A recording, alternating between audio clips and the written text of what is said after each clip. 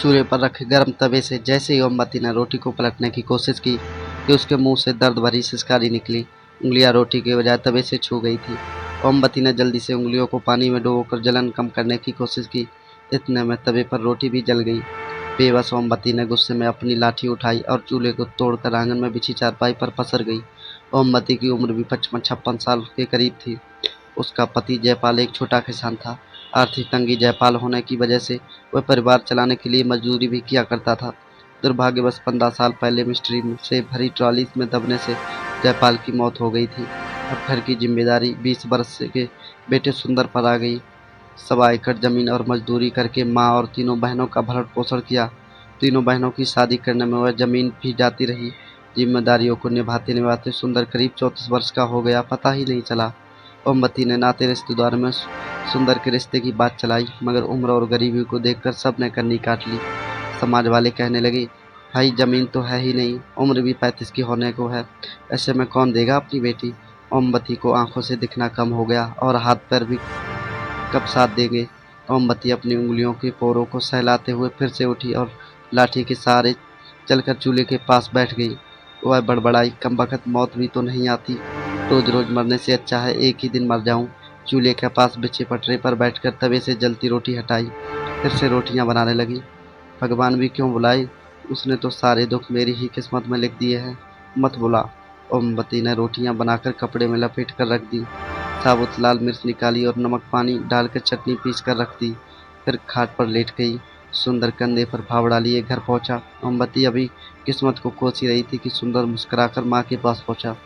क्या माँ, आज भी भगवान जी से शिकायत कर रही हो? हाँ, कर रही हूँ शिकायत। सुंदर समझ गया। माँ की उंगलियों के पोरों में छाले उभर आए थे।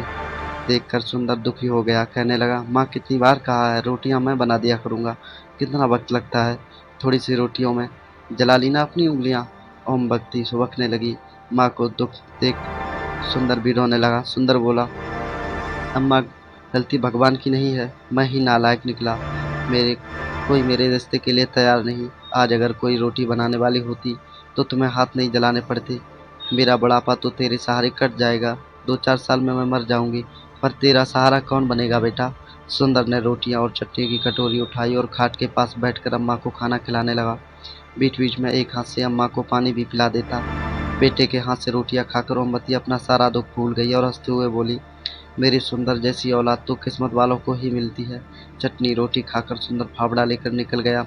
ओमवती ने रोज की तरह अपनी लाठी उठाई और घर से बाहर निकली। कुछ ही दूरी पर बबूल का पेड़ सा था। वहाँ पर पेड़ के नीचे औरतें घर के काम से फ्री होकर टाइम पास और हंसी मजाक के लिए जमा हो जाती थी। उनका रोज का काम था कांटेदार वृक्ष के नीचे चुगल पराड़ को ताज़ा करना था। ओमवती को देखते ही दो औरतों ने आगे बढ़कर ओमवती को सहारा दिया और खाट पर बिठाया, और उसको सम्मान देने के लिए सभी ने उनके पैर छुए। उनमें से एक बोली, माँ जी, सुंदर चला गया क्या? हाँ, रोटी खाने आया था, खाकर चला गया। दूसरी बोली, और कोई? कोई होती तो रुकती भी, माँ जी के बाहर जाने का इंतजार करता। सभी औरतें खिलखिलाकर हंस पड़ी। ओमवती ने बुरा नहीं माना। वह जानती थी जैसे भी हो औरतें खराब नहीं हैं, साफ दिल की हैं, तभी तो उस जैसी गरीब बेबस को इज्जत देती हैं। औरत ने ओमवती को चुप देखकर बात शुरू की, माँ जी, रोटी बेलने वाली चाहिए एक, किसी रिश्तेदार से कहिए रिश्ते के लिए कोई गरीब की हो। सबसे बोल लिया। ओमवती ने बात अधूरी छोड़ दी। माँ जी, आपका बेटा श्रवण कुमार है, इतनी उम्र में हो गई, कभी किसी की बहू बेटी को नज़र उठाकर नहीं देखा। अपने मोहल्ले में उस शांति के छोरे हरीश को देखो, कई बार तो मोहल्ले वालों से पिट चुका है, 48 बरस का है। अपनी जात वालों ने नहीं दी तो कुजात वालों को ही ले आया। सुना है अच्छी खासी कीमत देकर खरीदी है, बड़ी उम्र की लगती है, बाप ने ही बेच दी। तुमने कब देखी? कुएं से पानी भरने गई थी, रास्ते में देखा तो ढोल बजवाते हुए घर ले जा रहा था। अरे रघु ने ही तो ऐसे जुगाड़ किया, और हरीश के लिए चलो राम मिलाई जोड़ी बन गई। सभी खिलखिलाकर हंसने लगे। औरतों की बातें शरारती होने लगी थी। ओमवती उठकर लाठी टेक करते हुए घर चली गई। मन में बेचैनी हो रही थी। कुछ सोच विचार करने के बाद वह घर की कच्ची कोठरी में घुसी और खुरपी के एक कोने से खोदने लगी। करीब 1.5 हाथ नीचे गड्ढे से एक पोटली निकाली और गड्ढा भर दिया। पोटली को छप्पर में खोस कर वह खटिया पर लेट गई। सुंदर का काम से लौट कर आने का वक्त हो चुका था, मगर ओमवती ने रात की रोटियां नहीं बनाई। सुंदर पहुंचा, फावड़ा कोने में रखा और चूहे को उदास देखकर बोला, अम्मा आज रोटी नहीं बनाई क्या? मोमबत्ती उठी और वह पोटली लाकर सुंदर के हाथ में थमा दी। अम्मा यह क्या है? इसमें चांदी के जेवर हैं, मैंने बहू के लिए बचा कर रखे थे, इन्हें बेचकर बहू ले आओ। सुंदर हंसते हुए बोला, अम्मा पगला गई हो क्या? बहू कोई बाजार में बिकती है जो ले आऊं? हाँ बिकती है, उस पार मोहल्ले का हरीश लेकर आया है, आज पैसा देकर तू भी ले आ। अम्मा गांव में थू थू हो जाएगी, नाते रिश्तेदार सब क्या कहेंगे, सब आना जाना बंद कर देंगे। क्यों होगी थू थू? इतना ही चिंता है नाते रिश्तेदारों को तो क्यों नहीं करा देते तुम्हारा ब्याह? किसी ने पूछा है आज तक तुझसे? मरते मरते उंगलियां जलाई मैं, जीते जी सुख नहीं देखा, बिना पोता पोती का मुंह देखे मरना चाहती है। मुझे मोमबत्ती फपक कर रो पड़ी। अम्मा के आंसू सुंदर नहीं देखे गए, रुआसी आवाज में बोला, अम्मा रो मत, तू जैसा कहेगी वैसा ही करूंगा, तेरे सिवा मेरा है ही कौन दुनिया में। अब चुप हो जा। सुंदर की बात सुनकर मोमबत्ती के आंसू थम गए। वह ऐसे खुश हुई जैसे बेटे की सगाई पक्की हो गई हो, जैसे बहू आने ही वाली हो। मोमबत्ती की खुशियों के पंख लग गए, पूरी उमंग के साथ उठी और झटपट खाना बनाया। सुबह होते ही सुंदर साइकिल लेकर बाजार गया। वापस लौटकर उसने माँ के हाथ पर 13,000 रुपये रख दिया। मोमबत्ती ने पूछा, बस इतना ही? अम्मा चांदी का भाव ही क्या है, सुनार ने काट कर इतने ही दिए, इतने में बहू कैसे आएगी मैं क्या जानूं, तुमने कहाँ तो बेच आया। अब मैं नहीं जानता, मोमबत्ती बोली, तू रघु से बात कर, कोई ना कोई रास्ता निकल आएगा। मोमबत्ती की आंखों में पनप रहे सपने मुरझाने लगे। गरीबी की खाई में उसकी हर तरह फिसलती और मरती रही। गरीबी ना होती तो सुंदर के पिता मिट्टी में दबकर क्यों न मरते? सुंदर अपनी उम्मीदों को क्यों दफन करता? झोपड़ी में मायूस ना होती? दादी कहने वाली तोतली आवाज गूंजती। गरीबी से सब उम्मीदें खत्म कर दी जाती। गरीबी एक बार फिर अपने से आकर लेने से पहले ही रोड़ा बन गई। सुंदर खुद की किस्मत को कोस रहा था। अम्मा को बुढ़ापे में सुख न दे सका। 13,000 में भैंस नहीं आती, बहू कहाँ से आएगी? उम्मीद तो नहीं थी, लेकिन अम्मा की जिद की खातिर सुंदर रघु के घर पहुंचा। कुंडी खटकाई, रघु लंगड़ाते हुए बाहर निकला और पूछने लगा, सुंदर भाई तुम यहाँ कैसे? बस ऐसे ही भैया, आओ बैठो। काफी देर तक इधर उधर की बात करने के बाद भी सुंदर के मुंह में असली बात नहीं निकली। रघु ने मसला भांप लिया। बोला, सुंदर तुम्हारे ब्याह का क्या हुआ, कुछ बात बनी? नहीं भैया, इसी आज से आपके पास आया हूँ। आज से मतलब? भैया जैसे हरीश को औरत दिलवाई वैसे मुझ पर भी मेहरबानी कर देते। रघु को झटका लगा। वह गुस्से में बोला, सुंदर तुम क्या समझते हो मुझे, मैं औरतों की दलाली करता हूँ क्या? अरे नहीं भैया, मुझ पर यह पाप न चढ़ाओ, किसी का घर बसाना पुण्य का काम है। स्वार्थ की दुनिया में आप भगवान से कम नहीं। भगवान से तुलना होते ही रघु का गुस्सा हवा हो गया। वह गर्व के साथ बोला, वह सब ठीक है सुंदर, पर कोई बाप अपनी बेटी को यूं ही नहीं देता। उसकी 10 मजबूरी और बेबसी होती है, उसके बदले पैसा लेता है। कितने पैसा लेगा भैया? अब बात तो वही बता सकता है, कितने लेगा, 40,000 या 50,000? भैया मेरे पास इतने पैसे कहाँ हैं, सोचा था तुम्हारी कृपा से घर बस जाएगा। कितने हैं तुम्हारे पास? मेरी हथेली आपसे छुपी थोड़ी है, 10,000 हैं। देखो सुंदर, अम्मा के बुढ़ापे की खातिर मैं किराए विराए का खर्च भी छोड़ दूँ तो भी 25,000 से कम में बात नहीं बनेगी, सोच लो। भैया अम्मा की खुशी की खातिर ही तो बहू चाहिए, मरते मरते अच्छे दिन देखना लेगी। रघु कुछ और मौन रहने के बाद सोचकर बोला, अम्मा की खुशी की बात है तो एक काम कर सकता हूँ, जिंदगी भर के लिए ना सही कुछ सालों के लिए खरीद लो, 5 साल के लिए उधार दिला दूंगा। अम्मा इससे ज़्यादा जिएगी नहीं। सुंदर को झटका लगा, कुछ साल के लिए?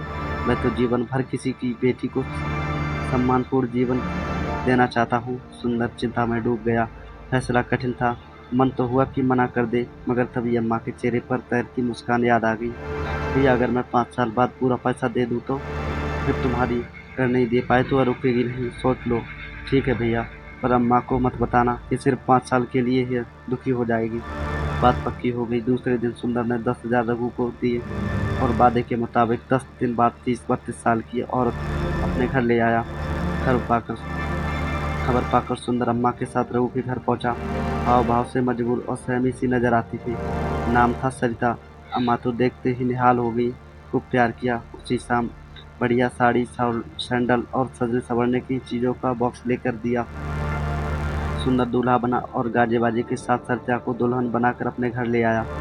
गांव में हल्ला मच गया और थू थू होने लगी। यहाँ तक कि सुंदर के गांव में बहिष्कार की बात होने लगी।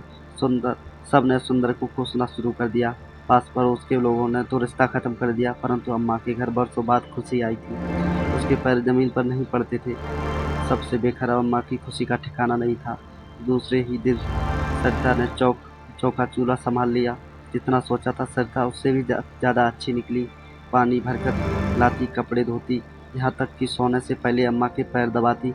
सरिता ने पूरे घर को बहुत अच्छे से व्यवस्थित कर दिया। सरिता ने अपने आने से घर स्वर्ग बना दिया। कुल मिलाकर हर तरीके से सरिता सुशील धर्मपत्नी साबित हुई। वक्त पंख लगाकर उड़ने लगा। 1.5 वर्ष बाद सरिता ने बेटे को जन्म दिया। सुंदर की सूनी जिंदगी में बहार आ गई और अम्मा को खिलौना मिल गया। अब तो अम्मा की रंगत ही बदल गई। दिन भर पोते के साथ खेलती और हंसते हुए कहती, अब तो इसका ब्याह देख कर ही मरूंगी। दुखों के सागर से सुखों का टापू मिल गया। सुंदर मजदूरी से फुर्सत मिलते ही घर पहुंचता। सरिता कंधे से फावड़ा लेकर रख देती, पानी देती, प्यार से खाना खिलाती। सुंदर बुरे दिन भूल गया। सरिता बोलती कम थी, बच्चों की उछलने कूदने को, खुशियों को आंगन बना दिया था। घर में प्यार और सुख की महक बस गई। देखते ही देखते 4 साल बीत गए। सरिता से बिछड़ने का साल शुरू हो गया। सुंदर उदास रहने लगा। खूब मेहनत करने के बाद भी वह चंद हजार रुपए नहीं जुटा सका। एक एक दिन बीत रहा था। मजदूरी से जो मिलता वह 4 सदस्यों का पेट पालने में ही खत्म हो जाता। जैसे जैसे वक्त बीत रहा था, सुंदर की बेचैनी भी बढ़ रही थी। गांव भर में काम तलाश करता रहा। जी तोड़ मेहनत करने के कारण सूख कर काटा हो गया। शरीर जवाब दे रहा था। बीमार हुआ मगर काम पर जाता रहा। 10 महीने बीत गए। 2 महीने ही बचे थे। एक दिन अचानक आकर रघु सामने खड़ा हो गया और धमकी भरे अंदाज में बोला, सुंदर 2 महीने बचे हैं, पैसे देते हो या? सुंदर ने फावड़ा तान दिया और गुस्से में फिरकर बोला, खबरदार जो ऐसी बात की। सरिता मेरी जिंदगी है, मेरी सांस है, कोई अलग नहीं कर सकता। आइंदा ऐसी बात ना करना। रघु तो घुटा हुआ शातिर था। वह कमजोर की नब्ज दबाना जानता था। गुस्से से बोला, सुंदर औकात पे रहना, तुम जैसे 4 पति खड़े हो जाएंगे सरिता के। उसका पति और पूरी बेड़ियों की बिरादरी हंगामा कर देगी। जेल हो जाएगी। तुम्हें बीबी के चक्कर में अपने बेटे को भी खो दोगे। अम्मा जीते जी मर जाएगी। सुंदर उल्टे पांव घर की ओर लौटा और रुपयों का बक्सा खोलकर रुपए गिने तो बहुत कम थे। रघु अब 30,000 मांगने लगा था। सुंदर फूट फूट कर रोने लगा। आवाज सुनकर अम्मा और सरिता दौड़ी आई। पूछने लगी, क्या हुआ सुंदर? सुंदर रोए जा रहा था। सरिता एक तरफ खड़ी सब देख रही थी, हमेशा की तरह खामोश, चिंतित और सहमी हुई। सरिता ने सुंदर के चेहरे पर उभरे हुए दर्द को महसूस कर लिया। सुंदर ने सरिता की भीगी हुई आंखों को देखा। अम्मा माजरा समझ ना पाई। दुख और बेचैनी में सुबह से शाम हो गई। उम्मीद की कोई किरण नजर नहीं आई। सुंदर रोते हुए सो गया। फिर दोस्तों, आज की कहानी का पहला भाग यहीं पर समाप्त होता है। कहानी का दूसरा भाग देखने के लिए हमें कमेंट में ज़रूर बताएं और कहानी पसंद आई हो तो लाइक शेयर सब्सक्राइब करना ना भूलें और हमें कमेंट में ज़रूर बताएं कि ये कहानी आपको कैसी लगी। मिलते हैं नई कहानी के साथ। जय श्री राम।